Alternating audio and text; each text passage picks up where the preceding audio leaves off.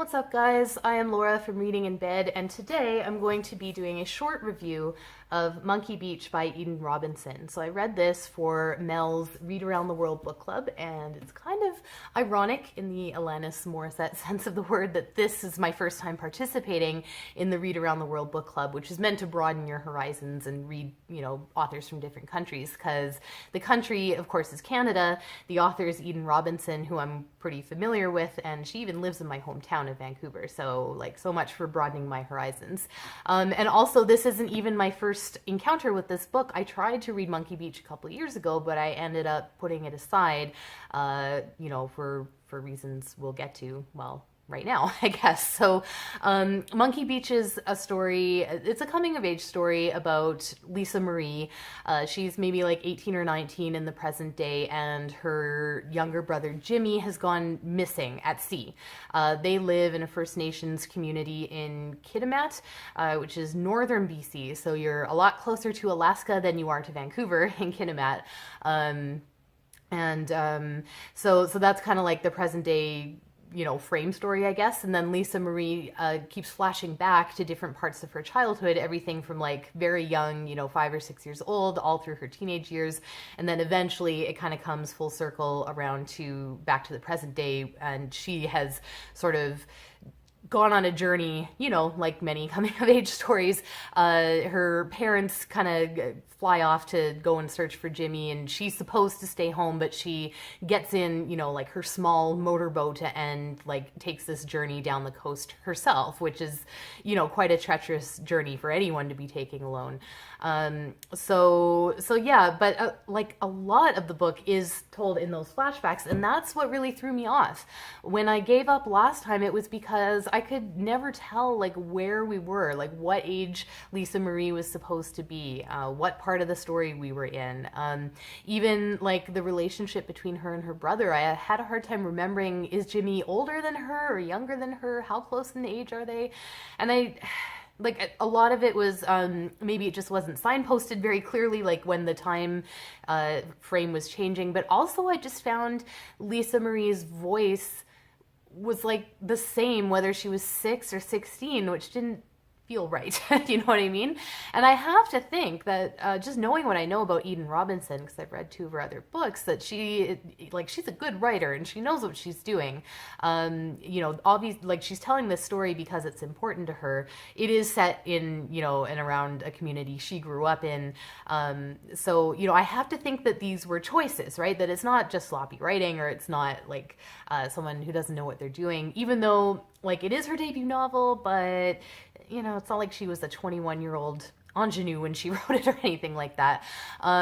So yeah, I have to think those are choices, and maybe it's saying something about Lisa Marie not having a chance to have a real childhood because some of the stuff she went through, or the timeline is meant to be muddy because like Lisa Marie is also sort of, she has like a gift, as they call it, like she sort of can foresee certain things. So maybe the fact that like she is able to kind of see stuff in the future means like the past and the future get mixed up. So I think like there's stuff going on there. Like it's intentional, but it's really hard. And it does eventually come together, but it really took like 150 pages. After about 150 pages, I'm like, okay, now I can tell the difference between child Lisa, teenage Lisa. Now I get like sort of where her and her brother fit in together.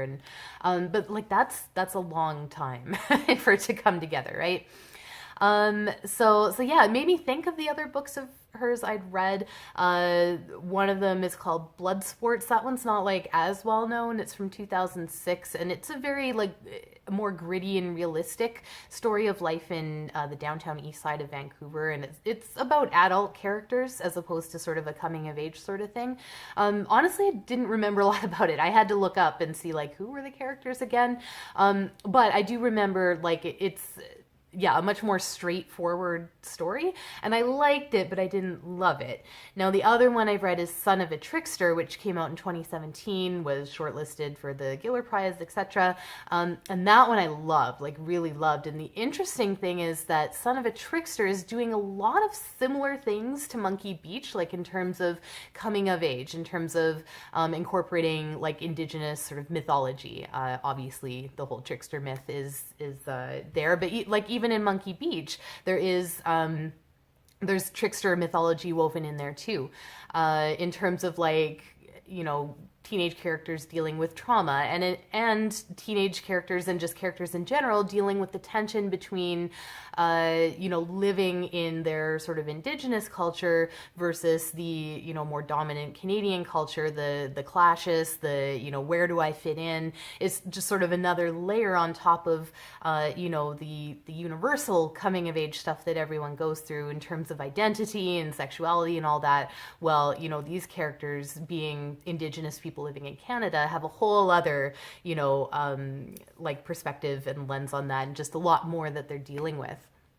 And I have to say that Son of a Trickster does all of that better. Like, it's simultaneously darker and funnier, but also just, I felt like such a strong connection with the characters and with the voice. And even though like the story there is also sort of really all over the place, like the mythological elements are much bigger and have a lot more impact on the plot there. But somehow it feels more grounded and more realistic. So, you know, having not read that one in a couple of years, it's hard to say exactly why, but that, like, I was left with a strong feeling after Son of a Trickster that, you know, wow, like this was just such a strong voice and a you know, strong connection that I had to everything. Whereas with Monkey Beach, it took so long to even feel a little bit of that. And it did eventually kind of come, like I said, you know, in the end, I'd say like it's worth it. Like it's worth reading, but it's a bit of a slog. So I guess I would say unless you're an Eden Robinson completionist, or unless there's something in particular about Monkey Beach that appeals to you, I'd say start with Son of a Trickster. Not only is there already a sequel called Trickster Drift, which is like the best sequel title, but I just learned yesterday it's being adapted to a TV series on CBC, so that's really exciting. I really hope it reaches a much wider audience because it's an amazing book, and I really should get to the sequel.